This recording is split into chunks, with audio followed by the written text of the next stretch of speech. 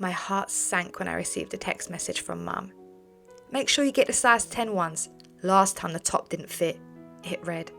She was sitting on the sofa at home smoking a cigarette when I left to go into town. The last time I had stolen for her, she got angry at me, told me I had wasted her time despite the fact I had narrowly avoided getting caught by police. She often sent me on little errands into town. She would come into my bedroom and put on a saccharine sweet voice and say something along the lines of, "Oh Bonnie, pop into town and pick up that bottle of vodka, would ya?" Or, "Oh Bonnie Pooh, go get me some jewellery for tonight, would ya?" My current trip was initiated by her asking, "Bonbon, go back to that shop and get the t-shirt I liked the other day, would ya?" So there I was, standing in a shop surrounded by beautiful clothing, hunting for the top my mother spotted a few days before. I had no choice. I never really had a choice. I had been stealing for my parents since I was old enough to hold things in my hands. My mother slipped objects into my pocket for as long as I could remember. The bigger my pockets got, the bigger the treasures. I can't even count on both hands the number of times I was caught by security. Mum would feign ignorance and shout at me too, pretending I was just a naughty child. When I was dragged into my teens, they would send me out on my own, with high expectations and low patience. My parents were banned from most of the shops in the area, as they were caught ripping tags off items and stuffing things into my baby sister's pram. So it was down to me to get what they wanted. If I didn't steal things for them, they would threaten me, refuse to feed me, and generally make my life a nightmare. Well, more of a nightmare than it already was. I found the top that she liked.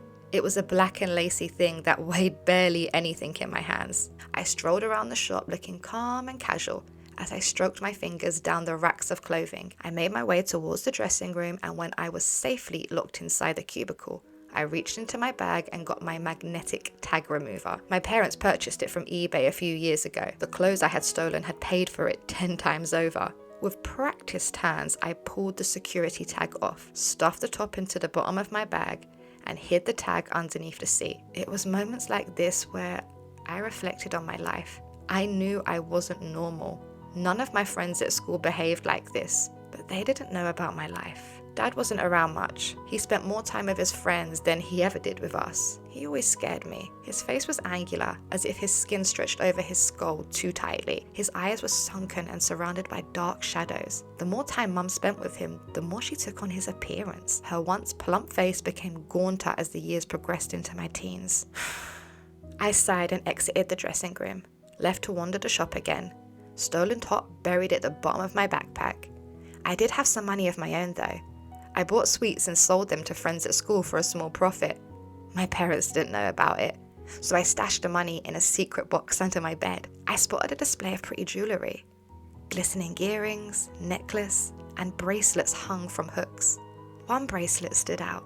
It had a thin silver chain and a pendant of a bird in flight dangling off of it.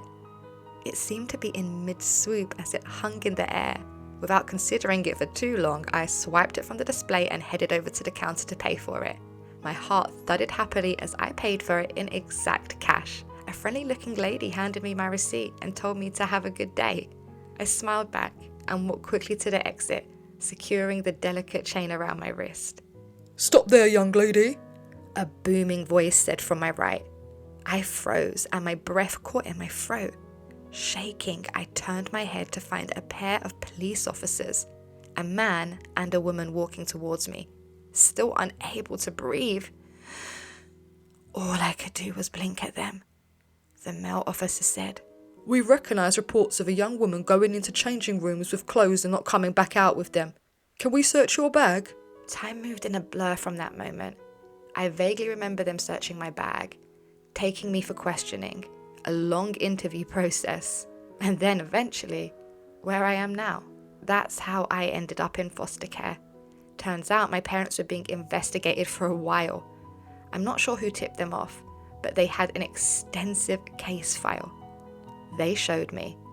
My first instinct was to defend my parents. It's what they had taught me to do. But then the thought struck me that if I defended them, I would go back to them. I couldn't face it, so I spilled the truth and I told them everything. I cried, I laughed, I begged. I pleaded for them to take me and my little sister away. I don't know why I'm writing this. I needed to tell my story, I suppose. My life hasn't been normal, and I don't know if it ever will be, but my new foster mum Sharon just called me to dinner. She's kind and gentle, and I think this could be the start of something good for me. It's important for children to understand that stealing is wrong, and it can have serious consequences. However, it's also important to recognize that children who are forced into stealing by their parents may not have much control over their actions. If you find yourself in this situation, it's important to talk to a trusted adult, such as a teacher, counselor, or even a family friend, who can help you get the support and resources you need. They can help you understand that stealing is not your fault, and that there are people who can help you break free from this situation.